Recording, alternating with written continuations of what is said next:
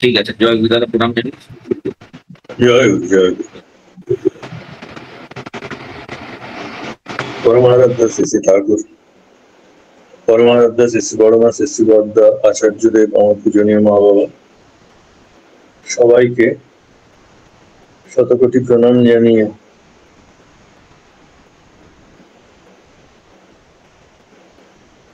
আমি আজকের বিষয় শুরু করছি।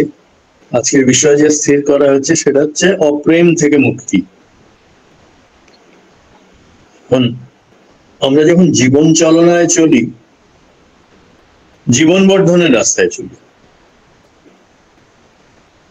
অন্য অন্য মন গড়া একটা কিছু নিয়ে পাওয়ারের খোঁজে, কোথাও গুপ্তধন আছে কিনা, হিরো হওয়ার খোঁজে অভিনয় করে জীবন কাটানো, ওই ওই ওই ওইসবের রাস্তায় না, ওইসবের রাস্তায় না। কুবেরের মতন ধন অর্জন করার রাস্তায় বা ওই রাস্তাগুলো আছে। ওইগুলো অনেক সময় দেখা যায় শেষ পর্যন্ত যে জীবন বৃদ্ধির যেই মূল কথাগুলো, সেইগুলো জীবনে আয়ত্তে আসেনি। সুতরাং সবকিছু পেয়েও একটা তৃষ্ণার্থের মতন একটা দৈন্য ভাব থেকেই যায়। কিন্তু জীবন বৃদ্ধির যেই মূল মন্ত্রগুলো সদ্গুরুরা দিয়ে গেছেন, মানুষের ভগবানরা দিয়ে গেছেন, ঠাকুর দিয়েছেন, সেইগুলোর মধ্যে দেখা যায় তিনটে প্রধান। একটা হচ্ছে সুচলন, একটু আগে যেটা অপারেশনটা হচ্ছিলেন, গানগুলোতে কমন কি, ঠিক। ব্রহ্মপদ মানে কিন্তু আসলে ভালো চলন, আর কি প্রেম। জীবে প্রেম করে যেই জন, সেই জন সেবিছে ঈশ্বর। প্রেম আর দান, এই তিনটে প্র্যাকটিস করতে করতে প্রজ্ঞা আসে জীবনে, জীবনে জ্ঞান আসে। এই কিসের জ্ঞান? জীবন বর্ধন সম্বন্ধীয় জ্ঞান, ব্যক্তিত্বের খুঁটিনাটি সম্বন্ধে এটা এই জ্ঞান আলোকিত করতে পারে। বিবাহ ধর্ম থেকে নিয়ে সমাজ ধর্ম অবধি ব্যক্তি ধর্ম তো আছেই, সব কিছুর এক্সরে করতে পারে, আবার অন্যদিকে সবকিছুতে সংহতি আনতে পারে। কি কি? জীবন চলনা বা চলন পদ, এটাকেই চরণ, শ্রীচরণ সেবা পুজো পদ বলা হয়। পদ কেন? পদ মানে একটা স্থিতি, এটা স্টে। সবসময় মন যদি ফিকল হয়ে থাকে তাহলে তো আবার উন্নতি হবে না। প্রেম, প্রেম হচ্ছে পরার্থে নিবেদিত প্রাণ, ওইটা নিয়ে আলোচনা। তার অপোজিট থেকে কিভাবে মুক্তি, মানে প্রেমে কিভাবে উত্তীর্ণ হতে হবে। আর দান, দান হচ্ছে ছাড়া। আমরা সবসময় দান ভাবি যে পয়সা দিতে হবে, তা না। দান হচ্ছে নিজের কাছে কিছু আঁকড়ে রাখবো, সেটা ছাড়া। কন্ট্রোল, কন্ট্রোল ছাড়াটাও দান। কিপটেমি ছাড়াটা দান। মানসিক কিপটেমি ছাড়াটা সব থেকে বড় দান। আর এই তিনটে এক জায়গায় হলে আসে প্রজ্ঞা। কিসের প্রজ্ঞা? প্রজ্ঞা মানে প্রকৃষ্ট জ্ঞান, প্র্যাকটিস টু উইজডম। কিসের সম্বন্ধে জ্ঞান? জীবন বর্ধন সম্বন্ধ জ্ঞান, ব্যষ্টি জীবন থেকে নিয়ে সমষ্টি জীবন অবধি। তার বিশ্লেষণী, সংশ্লেষণী, অদ্বৈত সব জ্ঞান। আর এই জ্ঞান আমাদের মধ্যে স্বতঃস্ফূর্ত, কিন্তু আমরা ধরতে পারি না সবসময়। মানুষের চৈতন্যের একটা স্বরূপ আছে, সেটা হচ্ছে সমাধিস্থ না হলে, খুব কনসেন্ট্রেটেড না হলে মহৎ কিছুকে ধরতে পারে না। তো অপ্রেম আদর্শের মধ্যেও থাকে, অনুসরণকারীদের মধ্যেও থাকে। আদর্শের মধ্যে থাকলে আদর্শ অনেককে নিয়ে চলেন, চট করে ধরা পড়ে না, যদি না সেটা খুব বেশি সেটা মহাপাপের মতন হয়। তখন ভেতরে ভেতরে যেই এজেন্ডাটা চলে অপ্রেমের, সেটা ধরা পড়ে, অনেক সময় তারা এক্সপোজড হয়ে যান।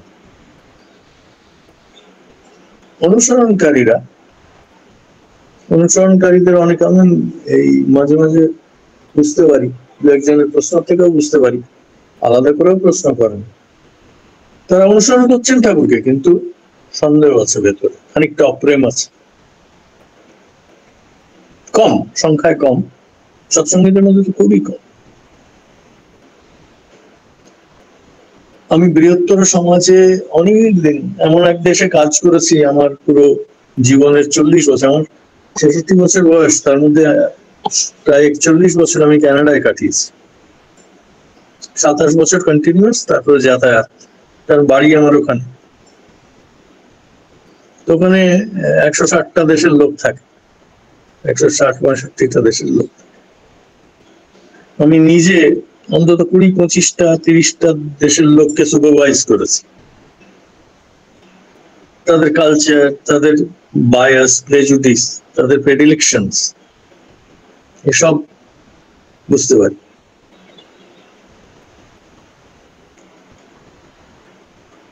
এদের মধ্যে দেখা যায় অনেকে অনুসরণ করাই ছেড়ে দেয়, সৎকে অনুসরণ করাই ছেড়ে দেয়।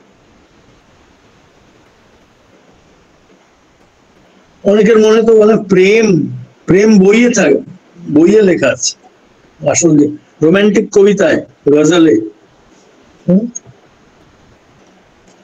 ইংরেজি ভালো কবিদের, জন কিটস, মিল্টন, শেক্সপিয়ার, এদের ইয়েতে আছে,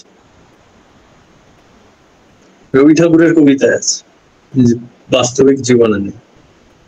এরকম ভুল ধারণা নিয়েও থাকে। একটু প্রেমের গভীরে যাওয়া যায়।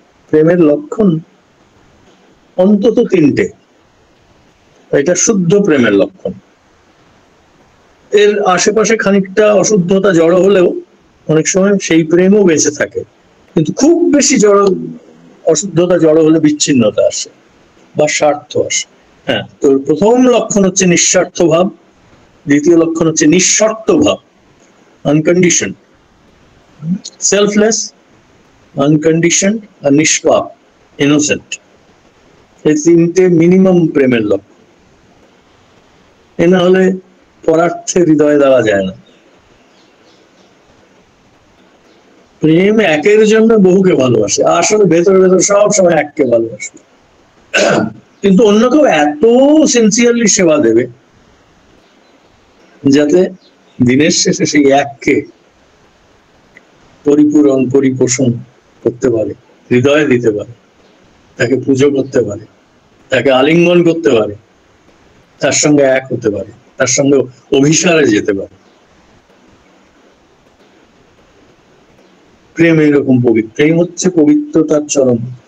ঠাকুর যখন এই ধরনের বাণী বলেছেন যে তুমি চন্দ্রসূর্য গ্রহ কক্ষচ্যুত করতে পারো, কিন্তু তোমার হৃদয়ে যদি প্রেম না থাকে তাহলে তোমার কিছুই হয়নি যখন বলেন, তখন হয়তো অনেক সাইকোলজিস্টরা মনে করেন যে এটা বোঝানোর জন্য বলেছেন, একটু বেশি।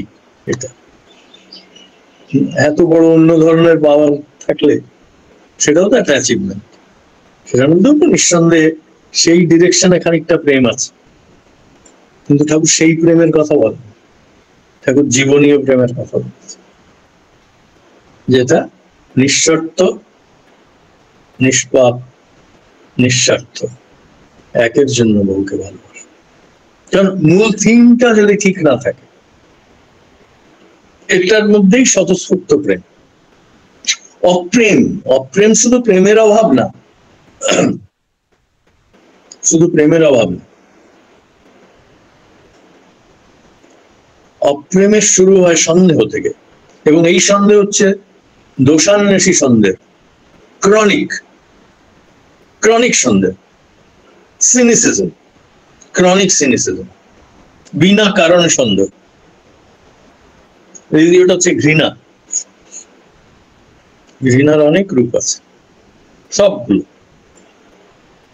ঘৃণা, ইলউইল, অনিষ্ট বোধ, অনিষ্ট করা পর্যন্ত চলে যেতে পারে। যে অপ্রেম যুদ্ধে যেই অপ্রেম গুলো আমরা দেখি, বুঝতে পারি, কিন্তু এটা আদর্শ আর অনুসরণকারীর মধ্যেও থাকতে পারে অপ্রেম, অনিষ্ট, ইলউইল, ইলউইল, তার প্রতি কোনো ভালো উইল নেই, ভালো ভাব নেই, শুভেচ্ছা নেই, অশুভেচ্ছা, ভর্তি অশুভেচ্ছা, ক্রোধ, ঘৃণা। আর তৃতীয়টা হচ্ছে, এটাও খুব সাংঘাতিক, তৃতীয়টা হচ্ছে অবহেলা, যার সঙ্গে গভীর প্রেমের সম্বন্ধ থাকার কথা, যেমন স্বামীর সঙ্গে স্ত্রীর, স্ত্রীর সঙ্গে স্বামীর, বাবার সঙ্গে সন্তানদের, সন্তানদের সঙ্গে বাবা, গুরুর সঙ্গে শিষ্যের, আচার্যের সঙ্গে শিষ্যের,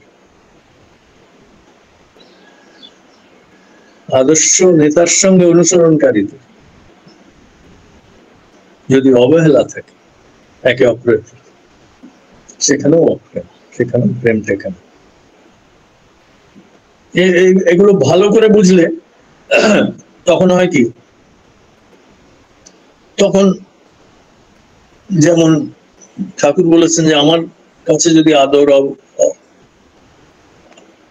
কম পাও, অনাদর কম পাও, একটু অবহেলা মনে হয়, তাহলে চট করে মিস ইন্টারপ্রিট করো না। মিস ইন্টারপ্রিটেশনের কথা বলা হচ্ছে না এখানে, সত্যিকারের অ্যাজ সাচ যদি অবহেলা খুব থাকে, অ্যাজ সাচ যদি ঘৃণা খুব থাকে, অ্যাজ সাচ যদি অনিষ্ট বোধ খুব থাকে, অ্যাজ সাচ যদি খুব সন্দেহ থাকে, তাহলে সেখানে অপ্রেম। তাহলে ছোটখাটো যে ইয়ে হয় কোয়েশ্চেন, এগুলো আদৌ না, সেগুলো প্রেমের অন্তর্গত। প্রেমের মধ্যে কলহ হয়, ঠাকুর বড় মার মধ্যে কোনোদিনও হয়নি, সেটা আলাদা, কিন্তু আমরা বেশিরভাগই আমাদের মা বাবাদের মধ্যেও দেখেছি কখনো কখনো মন কষাকষি হচ্ছে, যে কথা কাটাকাটি হয়েছে। সেইগুলো সহজ, যারা আমরা খুব উন্নত একটা পরিবেশে ছোটবেলায় মানুষ হয়নি, খানিকটা তার মধ্যে ইয়ে ছিল, কষ্ট ছিল, ক্লেশ ছিল, দুঃখ ছিল, দৈন্য ছিল, তার মধ্যে একটু কোথাও কোথাও প্রেমের মধ্যে একটুখানি এইসব কন্টামিনেশন দেখেছি অল্প, কিন্তু তার মধ্যে ওভারঅল নিঃস্বার্থ ভাব, নিঃশর্ত অবধি সবসময় যাওয়া যেতে পারে না মানুষ, যতক্ষণ না মুক্ত প্রেমের অধিকারী হয়। প্রেম সবসময় দুটো জিনিসই চায়, যে আমাকে আমি যাকে ভালোবাসছি তাকেও আমি যেমন স্বাধীনতা দেব, যে আমাকে ভালোবাসছে সেও আমাকে যেন স্বাধীনতা দেবে। ওই জন্যই ভক্তি মুক্তি একসঙ্গে বলে। ভক্তি আছে, মুক্তির বোধ নাই, ভক্তি সেখানে পঙ্গু, ল্যাংড়া, একটা পা নাই বা একটা পা ডিফেক্টিভ, চলন ঠিক নাই। মুক্তি আছে, খুব বেশি স্বাধীনতা, কোনো সুকেন্দ্রিকতা নেই,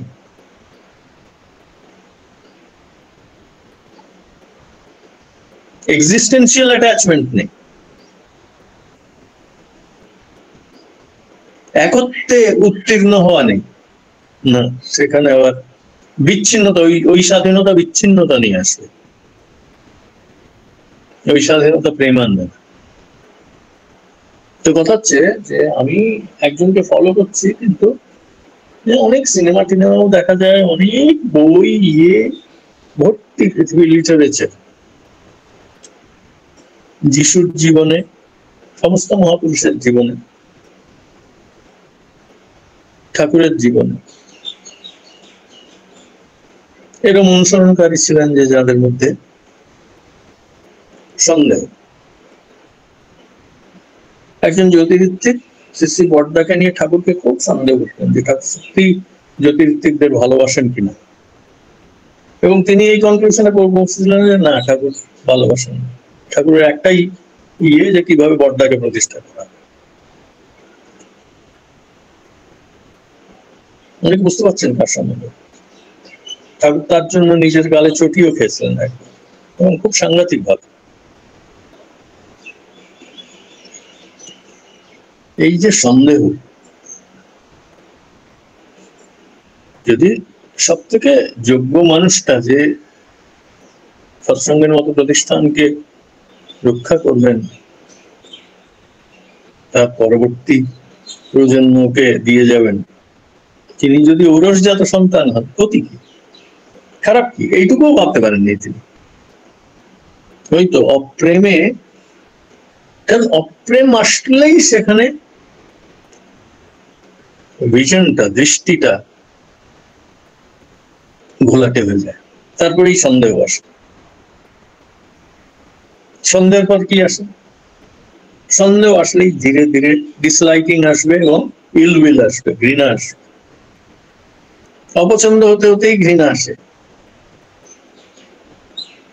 ঘৃণার জন্ম হয় আরেকটা মানুষকে সন্দেহ করতে করতে তার প্রয়োজন যখন একেবারে শেষ করে দিই। এমনিতে আমরা আমাদের পারিপার্শ্বিকে যারা আছেন, আদর্শের তো কথাই না, তাদের উপর আমরা ইন্টারডিপেন্ডেন্ট, তাদের প্রয়োজন জীবনে আমাদের আছে, এটা জেনেই আমরা ইয়ে করেছি। ইন্টারডিপেন্ডেন্স ছাড়া জীবনের মজা নেই। ইন্ডিপেন্ডেন্ট কথাটা আসলে ইন্টারডিপেন্ডেন্স। তো প্রেম আসে ওই থেকে। প্রথমে শুরু হয় সন্দেহ, হ্যাঁ, এই আবার আদর্শেরও এরকম হতে পারে। আলেকজান্ডার তার অনেক সৈন্য সামন্তের বিশেষ করে আদর্শ ছিল, এত বড় যোদ্ধা বিজেতা, কিভাবে একটার পর একটা দেশ জয় করছে। কিন্তু তারপরে ওই রকম যোদ্ধার, ওই রকম হিংস্র মানুষ খুব তাড়াতাড়ি এজে ঢুকে। যেমন হিংসা বেশি, যেমন বাঘ ভালু আমরা দেখি, বাঘ তো খাওয়ার জন্য হিংসা করে, এমনিতে হয়তো অতটা হিংসা করে, কিন্তু ধরলাম যে এমনিতেও হিংসা করে। এদের আয়ু কম হয়, খুব তাড়াতাড়ি যখন এজিং শুরু হয়, যখন জরা শুরু হয়, তাদের খুব তাড়াতাড়ি আসে। আলেকজান্ডারের সেরকম। যিনি আলেকজান্ডার ছোটবেলায় বাবার ভয়ে প্যান্টে পেচ্ছাপ করে দিতেন, তাকে অত বড় বীর যেই মানুষটা তৈরি করেছেন, তাকে সন্দেহ করে ছুরি মেরে তার প্রাণ নিয়ে দিয়েছে। এই ভারতবর্ষে এই ঘটনা ঘটেছে।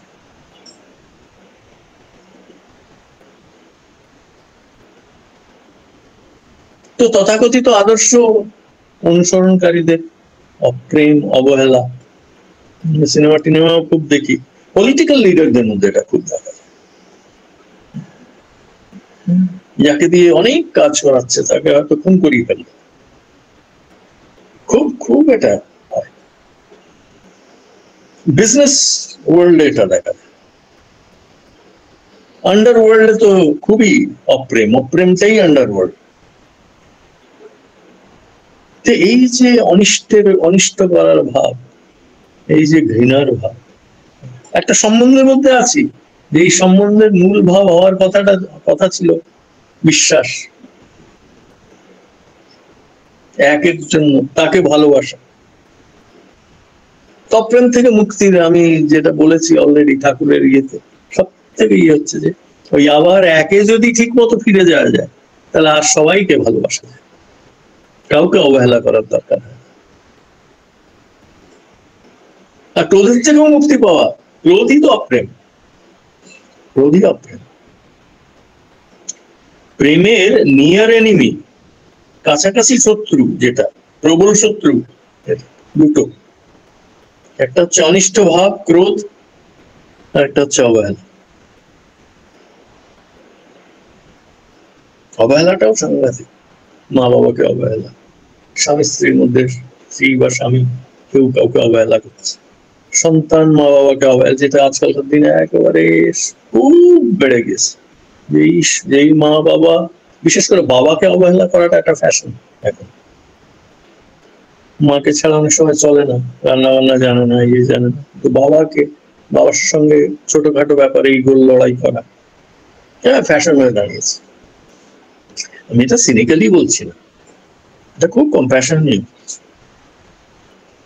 বাবা যদি খুব খুব কৌশলী হয়, এইসবের মধ্যে থেকেও বেরিয়ে এসে ইষ্টমুখী থাকে,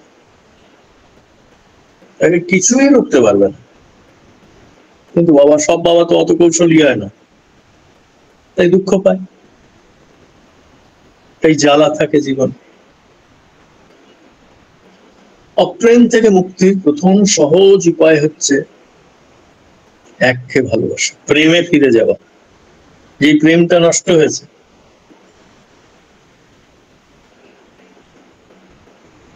মা বাবাকে অবহেলা করছি কিছু। আমি অনেক এই যে কাউন্সেলিং করি, আমি অনেককে যাদের মানসিক কষ্ট আছে, নিউরোসিস আছে, খুব সাইকিয়াট্রিক মেডিসিনে কাজ হচ্ছে না, গুরু ভাই হয়তো ছেড়ে দিয়েছে ইষ্টবৃত্তি করা বা ঠাকুরকে ফলো করা, বা ওয়াইডার সোসাইটিতে, তাদের মধ্যে একটা জিনিস দেখি, আমি যখন আমার মার কথা মনে আসলে, বাবার কথা মনে আসলে, ঠাকুরের কথা মনে আসলে, জি একটা ওয়ার্ম ফিলিং হয়, সেইটা ওদের চোখে মুখে আমি কখনো দেখতে পাই না। একটা দিন মার কথা একটু ভালো করে বলে না, আর কারো কথা বলিস না, ঠিক আছে, বাবার কথা বলিস না, ইষ্টের কথা বলিস না, মার কথা তো বল, মা তো পরমিষ্ট, ডিফল্ট ইষ্ট, মাতে তো ফিরে যা না, মার প্রতিও সম্বন্ধ থাকে না। কোন মূর্খে মার সঙ্গে সম্বন্ধ? এটা প্রাণীদের মধ্যে কখনো দেখা যায় না যে মার সঙ্গে সম্বন্ধ খারাপ।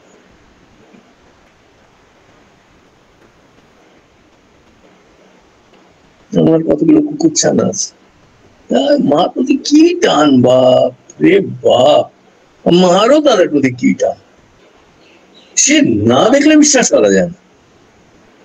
অবজার্ভ করি এখন একাধ সময় ব্যায়াম ট্যায়াম করে এসে ইয়ে করে রান্না বান্না করে একটু রিল্যাক্স করার সময় ওদের নজরে পড়ে, ওহো কি দৃশ্য, ওই একের জন্য বহুকে ভালোবাসে। ওই যখন বহুকে ভালোবাসার দিকে বা বহু কিছু পাওয়ার দিকে,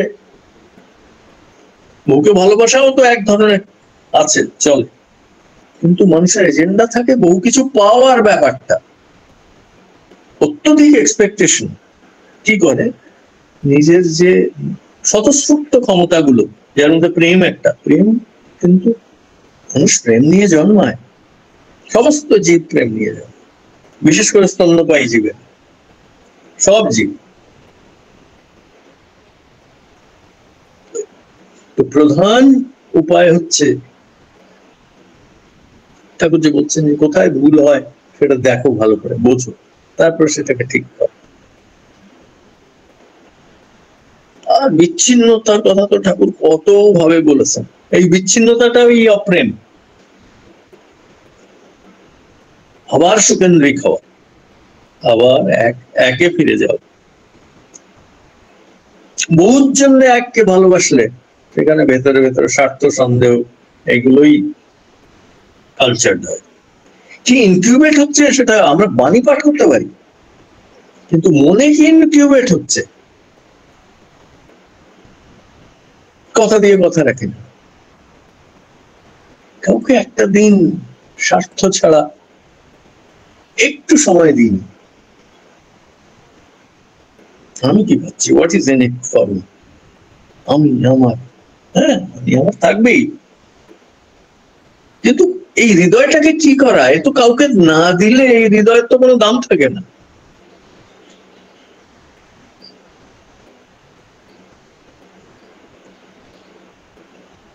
The glory of love lies in that. এই হৃদয়টা কাউকে দিতে পারি আমি, আমার কাছে অনন্ত ঐশ্বর্যের চাইতে বেশি আছে যে আমি হৃদয়টা দিতে পারি। সেই হৃদয়টা যদি ইষ্টকে না দিই, মা বাবাকে না দিই, ভালো সম্বন্ধগুলোকে না দিই, কিন্তু তাদের দিতে গেলে ভালো সম্বন্ধ একে সুকেন্দ্রিত হতে হবে, তা নাহলে আবার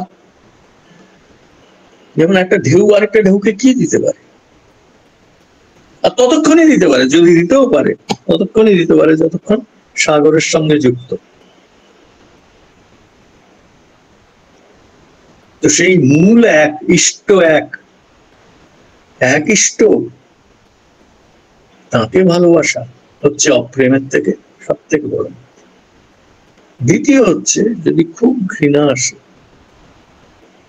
খুব ক্রোধ আসে কারণ, তার মানে বুঝতে হবে ধৈর্য কমে গিয়েছে, আমার জীবনের প্রাথমিকতা শেষ হয়ে গেছে, প্রায়োরিটি নষ্ট হয়ে গেছে জীবন। চট করে তখন নিঃস্বার্থ হওয়া যাবে না, চট করে তখন নিঃশর্ত হওয়া যাবে না, চট করে তখন অবহেলার থেকে মুখ একটু একটু করে আসতে হবে। হ্যাঁ, যদি সেরকম থাকে তাহলে আসা যায়, তার মানে আগের কিছু ভালো কর্ম আছে, তাহলেই আবার সেই স্বতঃস্ফূর্ততাকে অ্যাটেন্ড করা যায়। স্বতঃস্ফূর্ত ভাবে প্রেম তো যাচ্ছে, ওটাকে ট্যাপ করতে পারলে, ওটাতে স্টে করতে পারলে, তাহলে তো আবার ফিরে আসে। তো দ্বিতীয়টা হচ্ছে দোষ দর্শন না করে সফলতা কিভাবে আসে সম্বন্ধে, বিশেষ করে যার প্রতি আমি কেন্দ্রিত, যাকে যদি হৃদয়টা নাই দিতে পারি, অন্তত তার কাছাকাছি যদি যেতে পারি। যারা বেশি মগজালা তারা অনেক সময় হৃদয় দিতে পারে, কিন্তু তবুও যদি ডিসিপ্লিন থাকতে পারে, ভালো করে একটু ধৈর্য রাখতে পারে, তাতেও অনেকটা অপ্রেম থেকে। তো প্রথমটা হচ্ছে সম্পূর্ণ ইষ্টে নিবেদিত প্রাণ করতে পারলে অপ্রেম থেকে অপ্রেম আসবেই না, আসবেই না। ও তাদের মধ্যে এমন একটা ম্যাচিওরিটি থাকে, এই যে ছেলেটা গান গায়, কীর্তন করে, কিরকম ম্যাচিওর লাগে, এই ঠাকুরকে হৃদয়টা দিয়েছে বোঝা যায়। এই যে আমার অপূর্ব মন্ডল মনে হয়, যারা করছেন সবাই, যারা উপস্থিত আছেন সবাই, কিন্তু ওর উদাহরণটা নিয়ে আমি বলছি, ওই ভাইয়ের, ছোট ভাইটির অপ্রেম আসবে কম, ভেতরের ম্যাচিওরিটি ওইটুকু ছেলে, কোথায় কি বলতে হবে, কেমন ব্যবহার করতে হবে, কারণ ওই একের সঙ্গে যুক্তি যেটা যুক্ত থাকে, ওইটা থেকেই তার যে অপ্রেম বৃত্তিটা সেটা আসবেই না হয়তো। দ্বিতীয়টা হচ্ছে প্রায়োরিটি ঠিক রাখা, আমার জীবনের প্রায়োরিটি কি, আমার জীবনের প্রায়োরিটি এইটা খোঁজা, ওইটা খোঁজা, এই বৃত্তিতে যাওয়া, ওই বৃত্তিতে যাওয়া, এটা পাওয়ার চেষ্টা করা, ওইটা পাওয়ার চেষ্টা করা, এইসব খুঁজে মরা, খুঁজে যারা মরছে তাদের অবস্থা দেখেন না, এই যে যুদ্ধ, যেমন 6টা-7টা দেশ মিলে একটা দেশকে অ্যাটাক করার প্ল্যান করছে,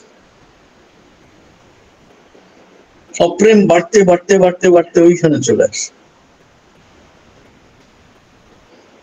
যদি একবার কেন্দ্রিত হতো, তাহলে এই এত দূর আসার পর, এত বিচ্ছিন্নতা হওয়ার পর, তখন সাংঘাতিক বিনাশকারী ধ্বংসই আসে। প্রেমের মর্যাদা তো সেইখানে, বিনাশকারী যেই তত্ত্বগুলো, বিনাশকারী যে এলিমেন্ট গুলো, সেগুলো আসতে পারে না।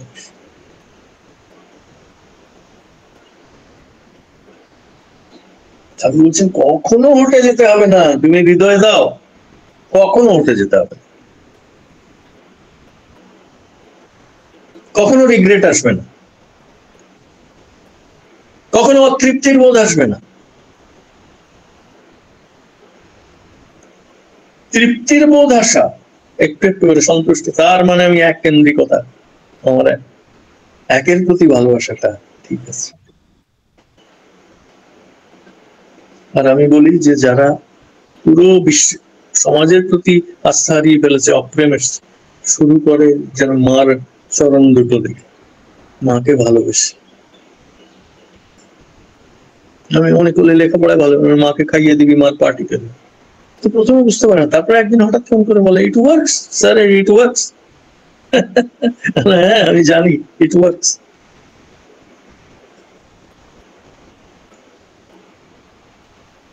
একটু বাবার কাছে বস, বাবা যে কিভাবে আত্মত্যাগ করে নিঃস্বার্থ ভাবে নিজেকে শেষ করে সন্তান মানুষ করে, বউকে মানুষ করে, বউকে ইয়ে করে, ঘর তৈরি করে, বউকে ঘর তৈরি করতে সাহায্য করে। পুরুষ মানুষ ভালোবাসা মেয়েদের মতো অত সুন্দর ভাবে এক্সপ্রেস করতে পারে না সবসময়, কিন্তু কি ভালোবাসা থাকে হৃদয়, এদের অমঙ্গল হয়। অপ্রেম থেকে মুক্তি প্রথম হচ্ছে প্রেমে ফিরে যাওয়া, ইষ্টকে ভালোবাসা। লক্ষণ কি? অপ্রেম থেকে আমি মুক্ত হয়েছি, এই ব্যালেন্স চলে আসবে, ভক্তি মুক্তির ব্যালেন্স চলে আসবে, ব্যালেন্স তো লাগবে। ইয়েও আছে, নিজের স্পেসটুকু আছে, স্বাধীনতাটুকু আছে। আবার নিঃস্বার্থ ভাবের কর্তব্য, যেটা নিঃস্বার্থের তৃপ্ত না থাকলে আর নিঃস্বার্থ, সেটাও নিষ্পন্ন হচ্ছে। তখন দেখা যায় যে জীবনে তাদের বাড়িতে ঢুকেই একটা সমৃদ্ধির ভাব থাকে। যদি একটু গরিব বিয়ে টিয়েও হয়, তাও একটা সুন্দর স্ত্রী থাকে, কথাবার্তায় চাল চলনে একটা স্ত্রী থাকেই, ব্যবহারে। কারণ অপ্রেম থেকে মুক্তি পেয়েছে, অনিষ্ট থেকে মুক্তি পেয়েছে, অবহেলার থেকে মুক্তি পেয়েছে। কাউকে অবহেলা করা যে আপন, ইষ্টকে অবহেলা করা। দীক্ষা নিয়েছি, ইষ্টকে অবহেলা করি, বুঝতেই পারলাম না। অনেকে আছে, অনেক, তাদের মধ্যে অনেক বড় লোক, উচ্চশিক্ষিত, অন্যভাবে প্রতিষ্ঠা পেয়েছে, তারা অবহেলা করে, যেরকম সেরকম অবুঝ মানুষেরাও অবহেলা করে। উচ্চশিক্ষিতরা অবহেলা করে অনেক সময়, যে ঠিক ধরতে পারে না। তারা এত বেশি সেকুলারিজমে বিশ্বাস করে ফেলেছে যে এক কেন্দ্রিকতা, এককে ভালোবাসা, নিঃস্বার্থ প্রেম, এইগুলোকে থিওরিটিক্যাল। আমাদের আশ্রমের কেষ্টদা একদিন ঠাকুরকে জিজ্ঞেস, ঠাকুর সঙ্গে কথা হচ্ছে, তো ঠাকুর কতগুলো পয়েন্ট বলছেন আর কি, তো ওগুলো তো থিওরিটিক্যাল, প্র্যাকটিক্যাল না। ঠাকুর উত্তর দিলেন, কোনটা যে প্র্যাকটিক্যাল না তাই তো বুঝিনি, সব প্র্যাকটিস করা যায়, জীবনের চরম সুখ প্র্যাকটিস করে আনা যায়, যদি প্রাথমিকতা ঠিক থাকে, যদি সুকেন্দ্রিকতা ঠিক থাকে, যদি অপ্রেম থেকে মুক্ত হওয়া যায়। আর প্রত্যেকটা সুযোগ নিতে হয় অপ্রেম থেকে। ঠিক আছে, এখনো আদর্শের প্রতি অতটা টান গজায়নি, বাড়ির ছেলে পুলে, ছোট বালকদের ভালোবাসলেও, বালক বালিকাদের, কিন্তু সত্যিকারের ভালোবাসা, তার মধ্যে কাম ভাব থাকলে চলবে না। কাম ভাব অনেক রকম হয়, তাদের নিয়ে অযথা খাটিয়ে, তাদের ইয়ে করে, তাদের পেছনে লেগে, অনেকে থাকে ছোট বাচ্চাদের পেছনে লেগে খুব খুব মজা পায়, অপ্রেম। ছোট বাচ্চা পোষ্য প্রাণী, ও অনেক সময় যারা প্রেম হারিয়ে ফেলেছে জীবনে, এখন পশ্চিমে কি করছে জানেন? পশ্চিমে $1000 দিয়ে 1 ঘন্টা থেরাপি করছে গরুর বাচ্চাকে, বা কম বয়সের গরুকে 1 ঘন্টা জড়িয়ে থাকে, কারণ গরুর মধ্যে ওই খুব ঠান্ডা কাম ভাব থাকে, তো যেটা মানুষ প্রায় হারিয়ে ফেলেছে, ওই ওই ভাইবটা আসে। কিন্তু ছোট বাচ্চাকে সেবা দিলে, খাইয়ে দিলে, চান করিয়ে দিলে, স্কুলে নিয়ে গেলে, একটা কপালে চুমু দিলে, তাকে বেশি চটকাতে নেই, কিন্তু তার লীলাটা দেখতে হয়, তার মধ্যে যে ঠাকুর লীলা করছেন সেটা দেখলেও অপ্রেম থেকে মুক্তি পাওয়া যায়। তো সহজ উপায় আছে কতগুলো। কিন্তু শেষ পর্যন্ত যখন গভীর তীব্র প্রেমের অনুভব করার সময় আসে, তখন কিন্তু ইষ্টকে নিয়েই থাকতে হয়। ফাইনালি 1 মিনিট আমি আনকন্ডিশনাল লাভ, অপ্রেম থেকে নিঃশর্ত ভাবে মুক্ত কিভাবে হওয়া যায় সেটা সময় একটা জাস্ট ক্লু বলছি। একটা ইলউইল আসলো মনে, ইষ্টের বা আদর্শের একটা ব্যবহার পছন্দ হলো না, আচার্যের, কোন ঋত্বিকের, তখন সেটা ইমিডিয়েটলি সেই ইমোশনটা ইষ্টে নিবেদন করে দিতে হয়, সমর্পণ। তুমি জানো, ইষ্টের উপর ছেড়ে দিতে হয়। আর ভাবটা কিরম, একত্বের ভাব থাকবে সেখানে, তোমার উপর ছেড়ে দিচ্ছি এবং আমি ইউনাইটেড হয়ে থাকছি। কার সঙ্গে? তোমার সঙ্গে। তোমার উপরেও যদি আমার অভিমান, কারণ মন অভিমানে জীবন কাটানোটা ঠিক না, ওইটা ইমিডিয়েটলি সত্তাপদ। আর পরম সত্তাপদকে সচ্চিদানন্দ হচ্ছেন ইষ্ট। বোঝা গেল যে অপ্রেম থেকে যে নিঃশর্ত ভাবে মুক্তি পাওয়ার যে এটা, ওটা এভরিডে যদি প্র্যাকটিস করতে হয়, কোন রকম সন্দেহ, কোন রকম ওইটা নিয়ে প্রশ্ন আসলে ওইটা প্র্যাকটিস করতে হয়, যে সাথে সাথে সেটা ইউনিটিতে, সুকেন্দ্রিকতায় প্র্যাকটিস করলেই বোঝা যাবে, ইমোশনটা বোঝা যাবে। আমি তোমাকে নিবেদন করে দিচ্ছি, তোমাকে সমর্পণ করে দিচ্ছি, আর আমার প্রশ্ন নাই। তখন আর এই প্রশ্নটা থাকে না ওই দাদার গানে যে আমার জীবনকে বাঁচাবে, তুমি বাঁচাবে। কিন্তু সেটা যে আন্তরিক জানানো হয়, নাকের মধ্যে আঙুল দিচ্ছি, আবার এদিকে বলছি ঠাকুর আছেন, একই সঙ্গে, এটা বোঝানোর জন্য বলছি।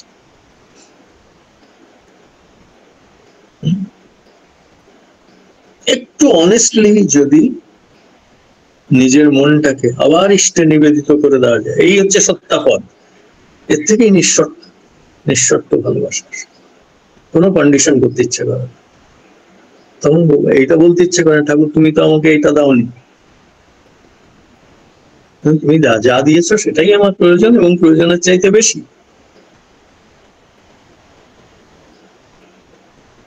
তো বারবার করে ওই ইউনিটিতে ফিরে গেলে এই যে আত্মনিবেদনের প্রসেসটা, আত্মসমর্পণের প্রসেসটা, এইটা নিঃশর্ত ভাব নিয়ে আসে। এটা প্র্যাকটিস করলে বোঝা যায় খুব ভালো। তো টু সামারাইজ, যখনই মন বিচলিত হচ্ছে, অপ্রেম আসছে, তখন অপ্রেম থেকে মুক্তি ইষ্টে নিবেদন করে দেওয়া, মন আবার তার প্রেমে ফিরে যাওয়া। আর কোনো প্রেম সূচক কার্য করলেই আবার প্রেম ফিরে আসে, এটা আমরা বাস্তবিক জীবনেও দেখছি। তো তাই দ্বিতীয়টা হচ্ছে প্রেমের কাছাকাছি কোনো কাজ করা, তার দোষ না ধরা, তার সম্বন্ধে দুটো প্রশংসার কথা বলা। মাদার টেরিসা খুব যিশুকে নিয়ে প্রথম দিকে সন্দেহ হচ্ছে, তারপর যেই যিশুকে ভালোবাসতে বাসতে এই বাচ্চাদের সেবা কলকাতায় করা শুরু করলে, তার সব সন্দেহ চলে গেছে। নিজেরই তার স্বীকারোক্তি আছে, প্রায় সবারই থাকে, সবারই থাকে। ইষ্টকে নিয়ে প্রশ্ন থাকে, সবার সন্দেহ থাকে না, সবাই বুঝতেও পারে না যে আমার ভেতরে সন্দেহ আছে বা প্রশ্ন আছে। ইষ্টকে নিয়ে প্রশ্ন, ইষ্ট আলোচনায় যে এই প্রশ্নগুলো আছে তার কথা বলছেন, এটা তো খুব এনলাইটেনিং। আর বারবার যেই কোনো, যেমন ভালো ভাব আসলেও সেটাকে নিবেদন করতে হয় ঠাকুরের কাছে, সেইরকম সন্দেহ ভাব, অপ্রেম ভাব, অবহেলা ভাব, অনিষ্ট ভাব আসলেও সেই ইষ্টকেই নিবেদন করে মুক্ত হতে হয়। প্রণাম করলে অনেক সময় মুক্তি পাওয়া যায়, জাস্ট গিয়ে প্রণাম, আর কিছু করতে হয় না। প্রণাম করলে খালি হতে পারে মানুষ। মানুষ যখন সমৃদ্ধ হয় না, তখন এই সন্দেহ গুলো আসে। আর যখন সমৃদ্ধ হতে পারে আর খালিও হতে পারে, তখন আর কোনো এটার প্রয়োজন। আজ এই পর্যন্তই রাখছি। দু একজন একটু বিচলিত হচ্ছেন।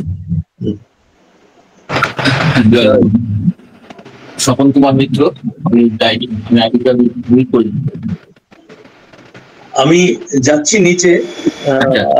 বাকিটা হয়ে যাক, তারপরে আবার যদি কোনো জিজ্ঞাসা কিছু থাকে কি আছে শুনবো। তিনটে জিনিস একটু শুনবো আমরা, ধ্বনি প্রতিধ্বনি হবে, ঠাকুর প্রণাম করবো, তারপরে এই তিনটে জিনিস শুনবো। সেটা হচ্ছে নিঃস্বার্থ, নিঃস্বার্থ, নিঃস্বার্থ এবং নিষ্পাপ। এই তিনটে যদি একটু বলেন তাহলে কি আমরা এটা তো ঠিক আছে, বলবো। হ্যাঁ বলবো, বলবো।